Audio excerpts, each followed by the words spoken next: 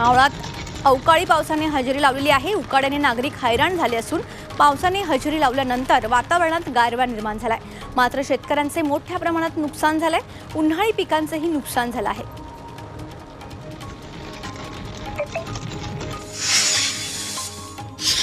परभणीमध्ये हलक्या स्वरूपाचा पाऊस झालाय। गेल्या काही दिवसांपासून तापमान 43 अंशापर्यंत जाऊन पोहोचलं होतं। त्यात अचानक पाऊस आल्याने नागरिकांची उकाड्यापासून सुटका झाली आहे।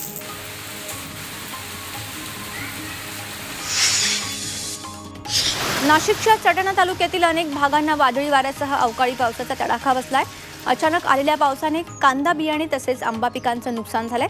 सुमारे तासभर सुरू असलेल्या पावसाने सखल भागात पाणी साचलं असून अनेक नालेही तुडुंब भरून वाहू लागलेत।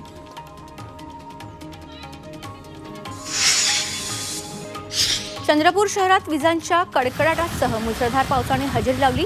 सलग अमृत नोनी गॅस्ट्रिन, अपचन, ऍसिडिटी, गॅस्ट्रबल ह्यापैकी तुम्हाला कुठलाही गॅस्ट्रिक प्रॉब्लेम झाला, उपाय एकच, अमृत नोनी गॅस्ट्रिन। 2 दिवस चंद्रपुरात पाऊस पडतोय, त्यामुळे जनजीवन विस्कळीत झालंय। दरम्यान पावसामुळे चंद्रपूरकरांना उकाड्यापासून दिलासा मिळालाय।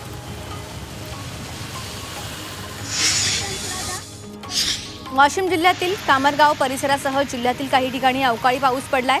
वातावरणात गारवा निर्माण झाल्याने वाशिमकरांना दिलासा मिळालाय। पावसामुळे आंबा बागांसह काढणीस आलेल्या मूग आणि भुईमूग पिकांना फटका बसणार असल्याने शेतकऱ्यांची चिंता वाढली आहे।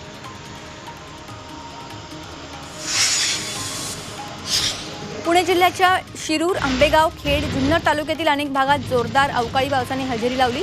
या अवकाळी पावसाने काढणीला आलेला कांदा तसेच फळबागांना मोठा फटका बसणार आहे। मात्र उकाड्यात हैराण झालेल्या नागरिकांना मात्र वातावरणात गारवा निर्माण झाल्याने काहीसा दिलासा मिळाला आहे।